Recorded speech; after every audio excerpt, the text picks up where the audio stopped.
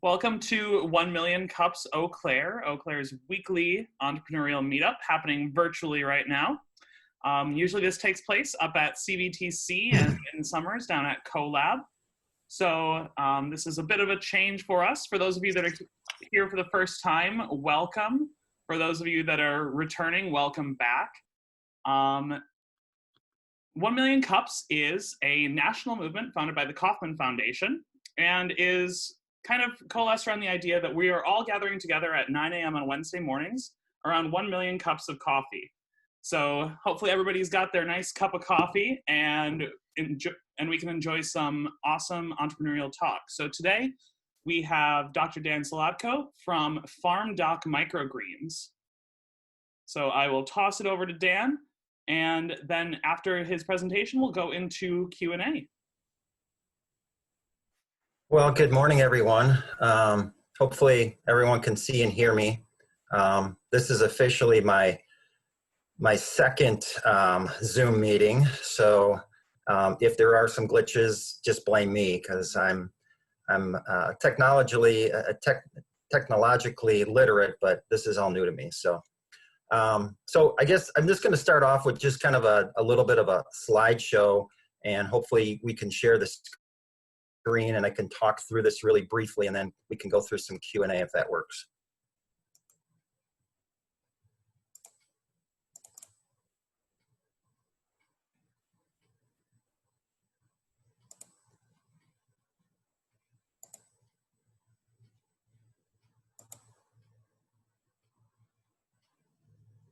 All right, so this is my business, Farm Doc Microgreens, and basically, just a little background about myself. I'm a chiropractor. I've been in practice for about 30 years, and I'm a nutritionist, a board-certified clinical nutritionist. So nutrition has always been kind of my passion. And so with that, I was looking for just some other, I have some passions in growing and such. I had a lavender farm for a while that didn't do too well after a really bad winter, unfortunately. And I was basically growing lavender and I was using it to make healthy dog food and biscuits. And one year I had 200 plants, and the next year I was down to 5. So it was kind of frustrating in that realm. So long story short, in 2018, my wife was at a market in Arizona, and she came across somebody who was selling microgreens at a farmer's market, and she brought them home and she said, "Hey, I know you like to grow, you want to try these." And so I did, and they turned out great, and they're delicious. I've had them before, but never grown any of my own. And I shared them with some patients at the office, and they're like, "Wow, you should try to sell these." And I'm like, "Well, I've never sold anything like this before." So fortunately for me, Coffee Grounds was just doing an outdoor market on Saturdays. And so I started there, I sold there, and it just kind of progressed from there. And I just had a passion for it. I really enjoyed it. I liked the nutritional benefits of it, because studies have shown that it's like 40 times more nutritious than the mature plant. So that was a benefit. And certainly I like sharing that with people. Plus the flavor was pretty awesome too. So that's kind of the background as to where I started with this business. And it just basically grew from there. So just some basics, and just kind of give you a little background what a microgreen is. It's just basically the sprout of the plant. Sometimes they'll call it sprouts or vegetable confetti, etc. But basically they have a high nutrition value, and then they have the same flavor. So like a radish will taste like a radish, a sunflower like a sunflower, and you have that benefit there. So these are some of the varieties that we grow. So on the top left is the sunflower, top right is the snow pea, bottom left is buckwheat, and then on the bottom right is a popcorn shoot. Popcorn's kind of interesting because you grow it in the dark and it tastes like sweet corn. So it's kind of an interesting flavor. I grow up to 15 different varieties at any given time. And usually my main group is about 7. So we have a couple of mixes that blend in, like broccoli, kale, kohlrabi, arugula, and a mustard. And then we do broccoli on its own because of the benefits of a chemical in there called sulforaphane, which has a lot of different things. One, it's a really big immune booster. So right now that's kind of one that we're talking about a lot. Secondly, it helps with weight loss, so people all like that. And then it's also an anti-cancer phytonutrient as well. So broccoli is one of those popular sellers for those reasons. So this is just radish here, just kind of shows you what they look like when this is like ready to be harvested type time. And then this is my grow room. So this is probably one of the challenges I'm having right now. I grow in, I converted an office in our house that just happened to be available at the time. I started off in just some small shelving, and then we kind of expanded. So right now this is a 10 by 14 room, and I can grow up to 100 trays at a time. So I grow vertically, indoor, all year round. You can see there's lights that are on each one of these shelves, and then each shelf holds about 4, and each one of those racks holds 20 trays.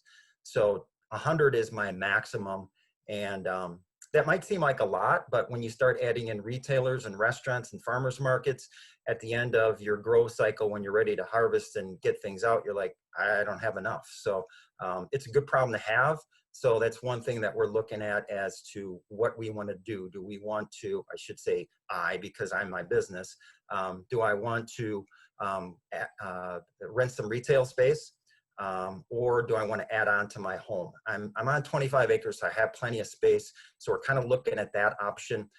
It's nice when I wake up in the morning, I can go and take care of my microgreens in my pajamas rather than having to drive into town and do that on a daily basis, because they do take some care. You have to kind of watch them because sometimes they'll get a little dry and you got to water them a little bit more on one side or the other. But they are, basically watered every day. And then, once they're harvested, I take all of that extra soil and I have to go dump it. And I shouldn't say dump it, but I compost it. And we'll be using that in my gardens around the home this year. So that would be a problem if I was renting in town. So those are some things that we're looking at as we go forward, how much we want to add on with that.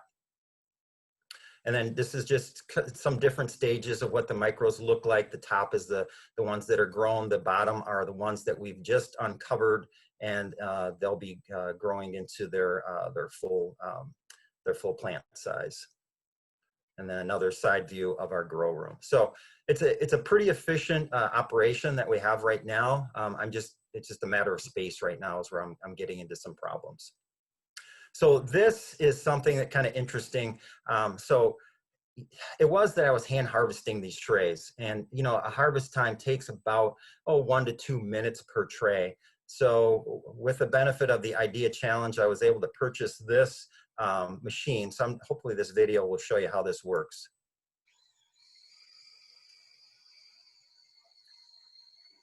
So compared to 1 to 2 trays per one tray per 1 to 2 minutes, I can do this in a tray in like 2 seconds. And I can do 60 to 70 trays in an hour. So it's going to open up a lot of time on my Friday afternoons when I was harvesting the stuff and getting it ready for the weekend markets and such. So it's a great little fun thing to have right now. So where do we sell these? Our customer base. So obviously the farmers markets are one of the bigger ones that we sell at. These are just a couple different displays at some areas that I've been at. And they've been a great benefit because, one, I get to meet all my customers there. They get to know me, they get to know my product, and then I also get to sample, which is huge in my business, because a lot of people walk by and they're like, what is this? Is this grass? Is this, are these, what do you do with these? So it gives me a chance to kind of tell them what it is. They meet the product, they show the quality, and then also can taste it at the same time. So it's a great selling point.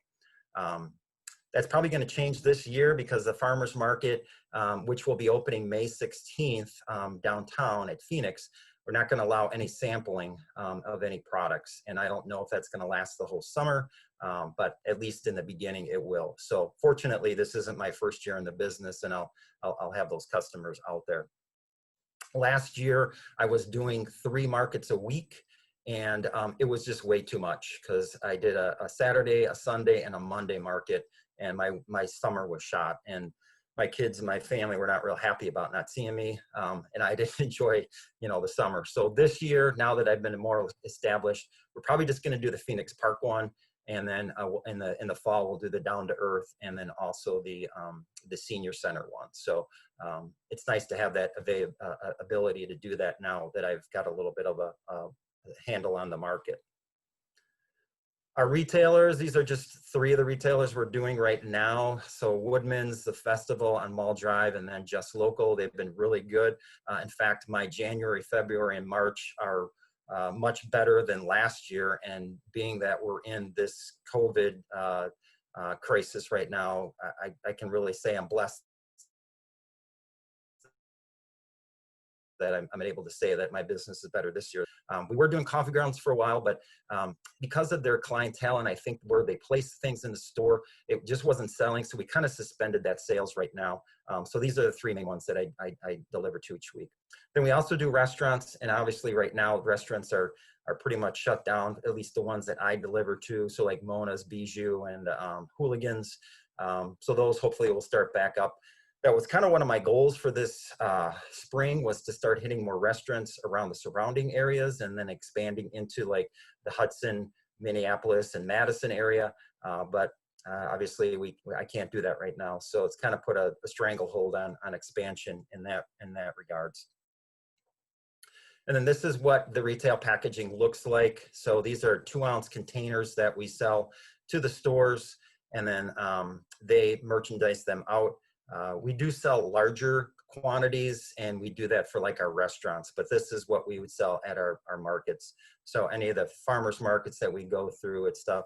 And just on a side note, I forgot to mention this, we've done a couple, because trying to, one question comes up, well, how do you deal with this whole COVID crisis? We've done some drive-through farmers markets, and they've been actually phenomenal.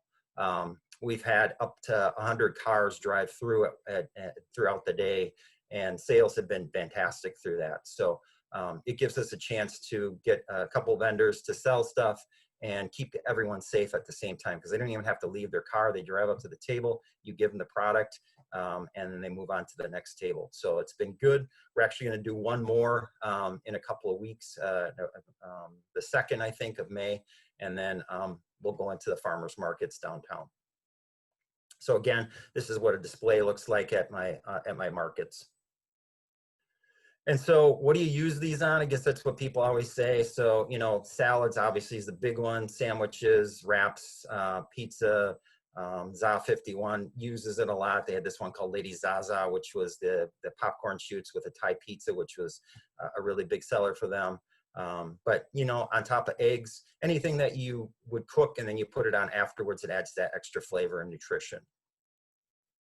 And then, of course, I had the benefit of being involved with the Idea Challenge this past year, and I was actually the winner. So I was very blessed to be involved with that. It was a great process. Thanks, Becca. I appreciate all the help you put me through with that. And it was just a great event to be part of, and I met a lot of great people through it. But obviously, the financial portion has helped me to get some equipment through it, and that's been a great thing as well. So that's kind of me in a nutshell. And I guess we can question now or whatever you want to do here, Adam. Awesome. So if you want to open up the participants tab, if you have a question for Dr. Dan, you can hit that raise your hand button. We would just ask that you keep the questions to about to one question or comment a piece, and we can always cycle back through people if there are more questions than we have time for, but we want to make sure that we're being respectful of our presenters as well as the rest of the audience here. So feel free to raise your hand, drop a question in the chat. I know for me, I have personally gotten Dr. Dan's microgreens, and they are delicious. Like it's incredible the flavor that comes out of something so little like that. Like the popcorn ones, they literally do taste like sweet corn. It's crazy. So Becca.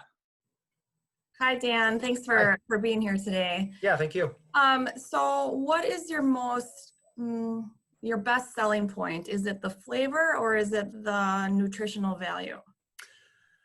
I guess it depends on the person. Sometimes it can be both for those people. I do have a lot of people, a fair amount of people who are post-cancer. Maybe they're going through chemo, And so, the broccoli and the cruciferous ones are big sellers for them. Right. Um, some people have problems with food allergies, and because the way we grow these, we don't cross-pollinate anything, and everything is pretty pure. I use non-GMO seeds. They can eat some of these foods where they maybe couldn't eat them elsewhere. So that's the good thing. But I think the biggest thing is the flavor, and that's Yeah. where the sampling really came into play. So there's some concerns about this summer, but I think now that people know who I am, hopefully that won't be a big issue with the farmers market. Okay. At the farmer's market, do you do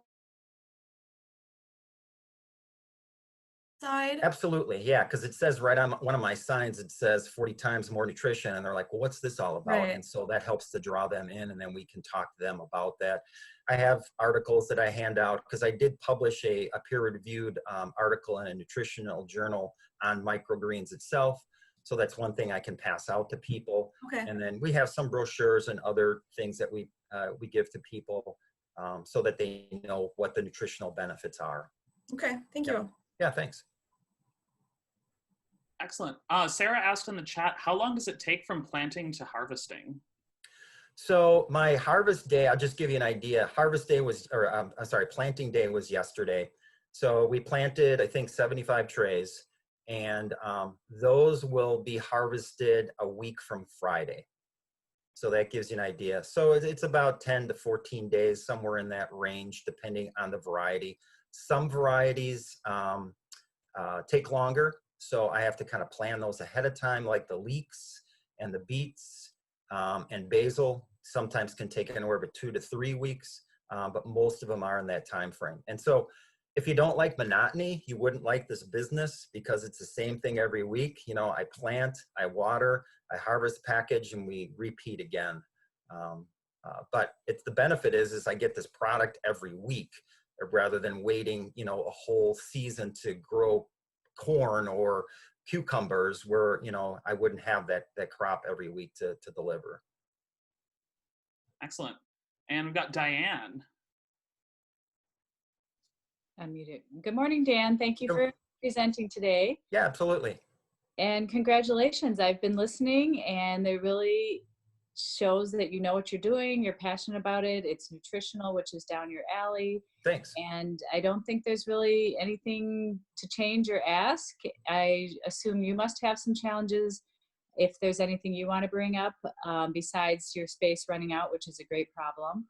And I'd like that you have that niche, that maybe there's competition, but it sounds like no problem because the desire from the customers and the restaurants and the retailers are so high that you can have multiple people doing this. But it sounds like you have a great niche and it's also your passion. So congratulations.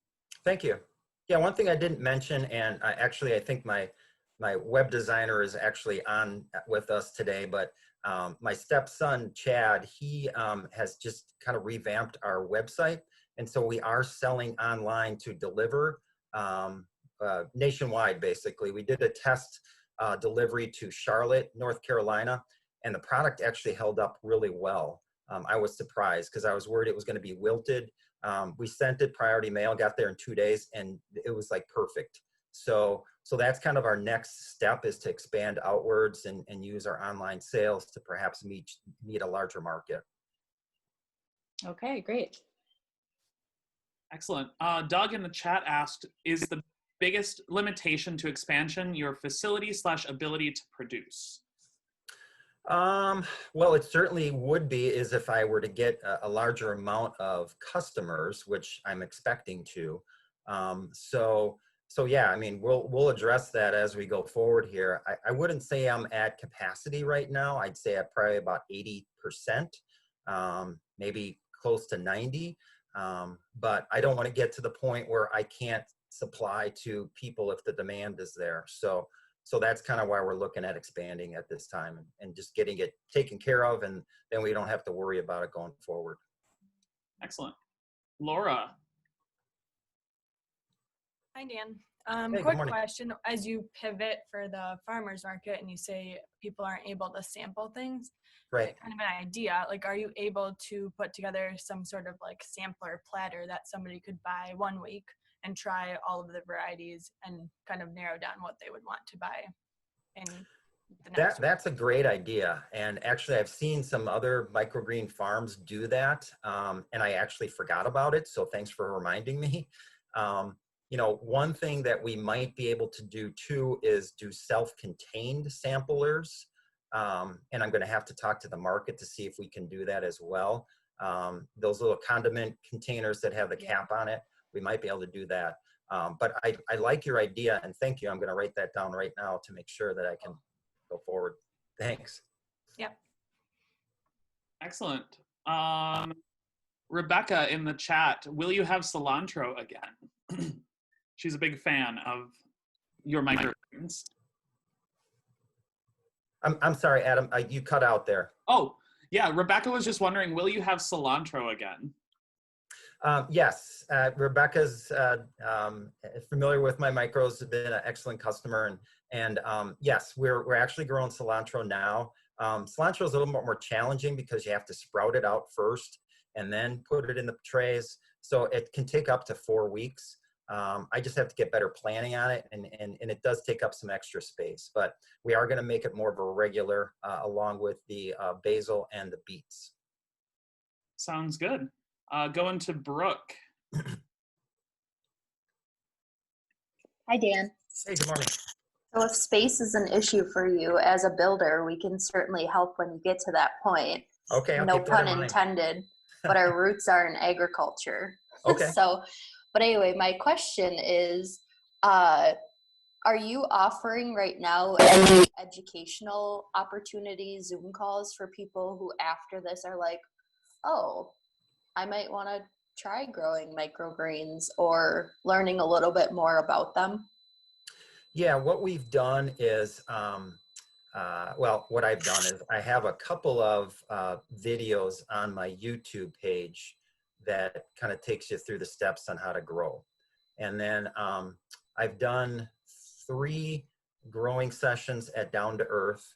So it's basically you pay for basically the materials, and then I take people through on how to grow, and then they go home with an actual pot to grow and go from there. I've done a couple others with the Eau Claire Garden Club and then the Chippewa Valley Growers too. I don't think it's Chippewa Valley Growers, I'm probably saying that wrong, but they have their annual meeting each year. So I did a seminar on how to grow with that. Because I'm also an educator too. I teach for CVTC, so I enjoy teaching, and it's fun to get out there and show people how to do this, because you certainly can do it at home. And I've had some people say, well, why would you show people how to do this at home? Because then they're going to take care of your business. Well, people find out how much work it is, and they're like, yeah, it's fun, but I think I'll just buy from you. So so it's, you know, and some people continue growing. That's awesome. You know, it's nice to have your own that you can just cut and throw on your salad, you know, right from your tray. And can you remind us again what the price point is that you're selling these at? So the price point is so our retailers, most of them sell them for $4.99, $5 a container. At our farmers market, we do a discount for volume, so you can get them for up to $4 per container. So that's kind of the price that we sell them for. Excellent. Emily's got a question here. Yeah. There we go. Hello. Hey, good morning. How's it going? It's going great. Thank you. Good.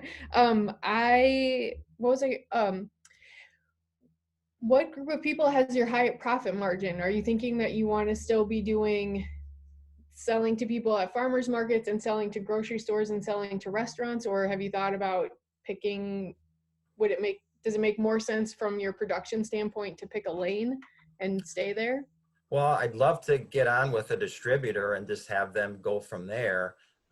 It's a little more difficult. You know, the closest one that I know of is in the other side of the cities. And there are some micro growers that I think are already working with them, but we keep trying. I mean, I did that with Festival last year. I started talking to them in June, and they just kept saying no, no, no. And finally I got in there just because I kept bugging them. So I don't give up easily. But that would be the best if I could find a distributor, and then I could just work on production. but to be honest with you, I like the farmers markets just because it's fun to be around people and to get them educated on the food. So from a from a financial standpoint, distribution would probably be my best option. But logistics is the problem here. So that would be something that I do need to sit down with somebody who maybe does that type of work, and then kind of figure out a plan to get that more involved. Yeah. Okay, cool. The other thing is my kids were so excited to see what you do and that we could buy it at festival, but just, I mean, that might be another avenue too, is to educating little people because they can, like, they understand plants. Yeah, some of the kids, school, but, the kids of some of my customers are some of the best customers because the kids love them. They're great finger food. I know at home, my grandson will always come over and he'll want to go in the microgreens room to pick some fresh or cut some fresh. And so it's, and the kids love the flavor, especially like the sweet corn or the popcorn, but even the other ones. And plus it's a great, nutritional option for them too. So one of my bigger clients is mothers. I try to educate them on, here's some easy finger foods for your kids to eat. They're healthy, they're fresh, no chemicals, and you can just eat them without having to process them because they're, nice thing about the package is it's ready to go. You just open it up and you eat it. There's really nothing else to do to it. Excellent. Dan in the chat said, for festival, did you say all locations or are you limited to just Eau Claire right now? And if it's just Eau Claire at this point, have the sales per foot been high enough to expand chain wide? So right now, their produce general manager for all their festival foods, we've decided just to start off with the mall store.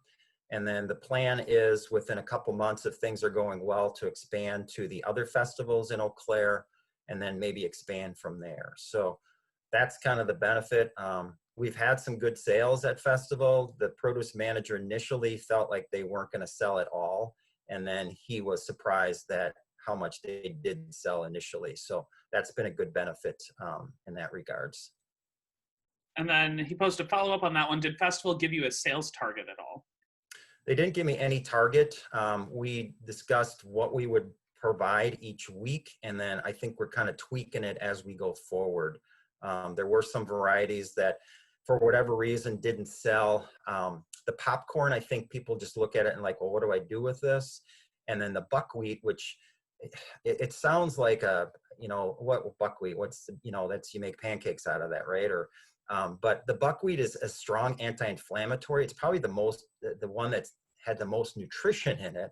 But people look at it and they're like, well, I don't know if I want to get that. So so that's one of those that where education, like at the markets, people can understand what the benefit is of that. Obviously at festival, I can't be there all day telling people what to get. So so I think it's just kind of, we'll see how things go with festival, kind of with same with Woodman's, because there's been times where they've completely sold out of everything we've had there. And it goes in waves, and especially with now with COVID, initially people are shopping like crazy and now they're not shopping as much. And so the sales, I guess how the sales are going are kind of skewed, and we can't really give an idea as to how well we're actually selling, I think. So. Beth Kroll asked in the chat there, have you put together any financial projections yet? I have, and with guidance of my stepson, who also deals with that, we've kind of had some chats on to how to proceed forward. So I can't give you any specifics on that, but we've certainly exceeded what we've done when we initially started off. I mean, we've doubled sales from a year ago easily, and our projections are we'll probably at least we'll meet what we did last year, and if not, expand quite a bit from where we were at.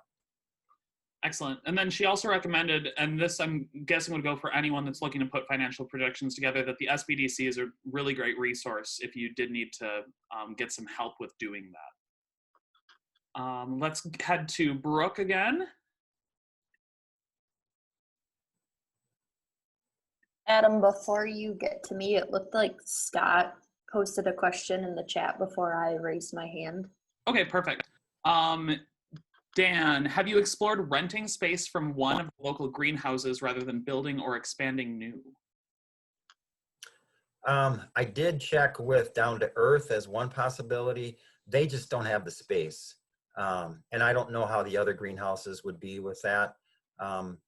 And when I look at that, that would be great because they've already got the space. It's a greenhouse, obviously. I would have to bring in all my own equipment. But again, then I'm going to have to haul all that compost out of there. And then I'm also going to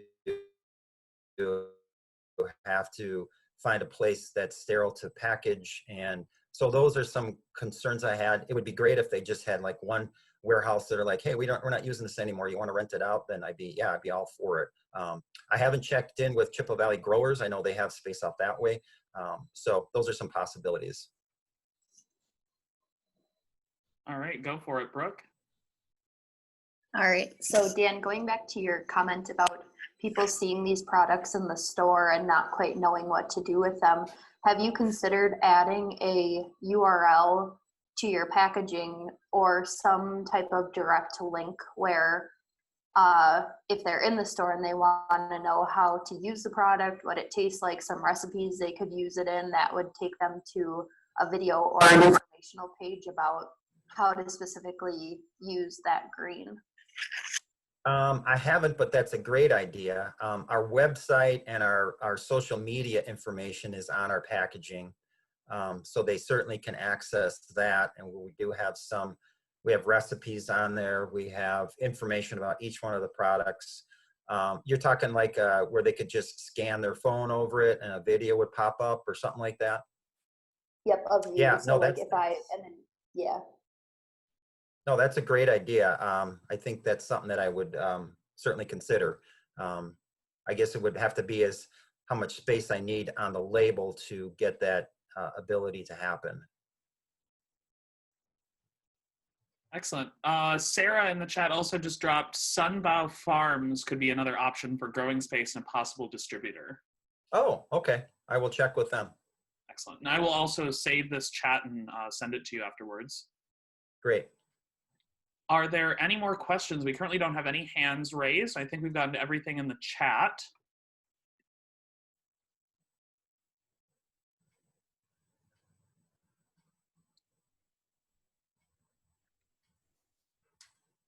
All right, Anne.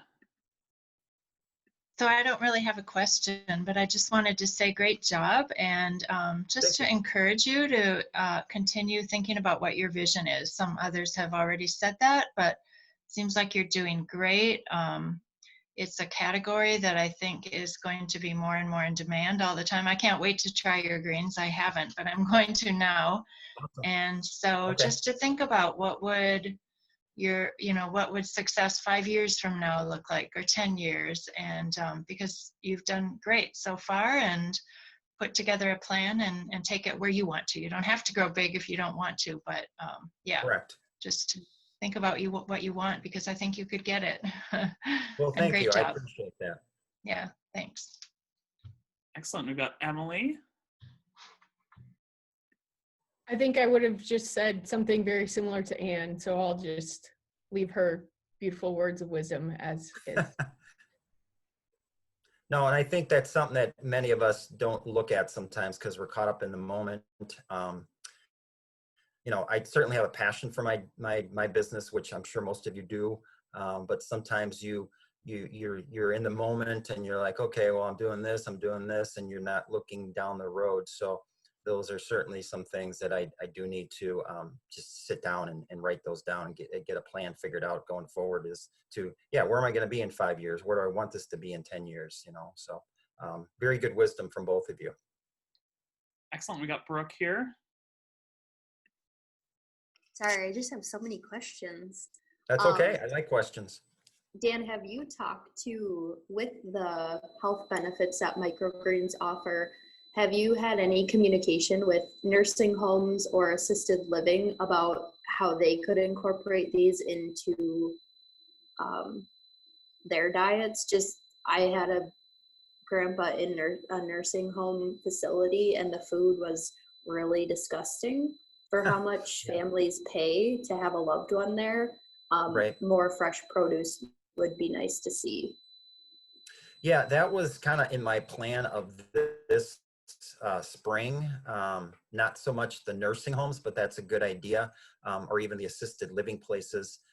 Some of those are kind of restricted as to how much you can speak to those individuals now. Certainly I could do that on the phone or video conference, I'm sure. The other thing that I was going to look at was even some of the oncology departments and talk to them about, you know, the benefits of some of these for the anti-cancer benefits. Um, Sometimes they kind of, what's the word, poo-poo the nutrition on that when you're saying, hey, this is great for, you know, anti-cancer benefits. But the fortunate thing is the research is out there, so it's just a matter of dispensing it to them. But I think the nursing home idea is great. So that's in my game plan. Hopefully, once some of these restrictions get released, I don't mind calling people, but I like meeting people one-on-one. And especially when I can drop off a sample, because that's how I got most of my restaurant businesses, especially some of the tougher ones who, you know, I was told on a couple of these, and I'm not going to tell you who, but they're just like, well, they'll never let you in. And I just dropped off a sample and I said, here you go, this is what I'm selling, and let me know if you have any questions. And they actually contacted me and said, we want to get this into our foods here. So, so that would be, you know, if I could get some samples to some of these places, that would be great. Excellent. So then we always end 1 Million Cups with the final question of, what can we as a community do for you? Well, I mean, this is great because I've gotten probably 6 or 7 ideas just from talking all of you today. So it's a great benefit. This was only the second one that I've actually attended. I attended last week's with Dan, and I just found it a benefit where you guys were throwing ideas at him as to places where he could be pushing his business. So I think just attending something like this, at least in the interim, is probably going to be a great benefit for me. Excellent. Well, thank you so much. And feel free to check out the links that I dropped in the chat. I dropped one for the Farm Doc Microgreens website, as well as Dan's YouTube channel there. All right. Thank you so much, everybody, and have a great week.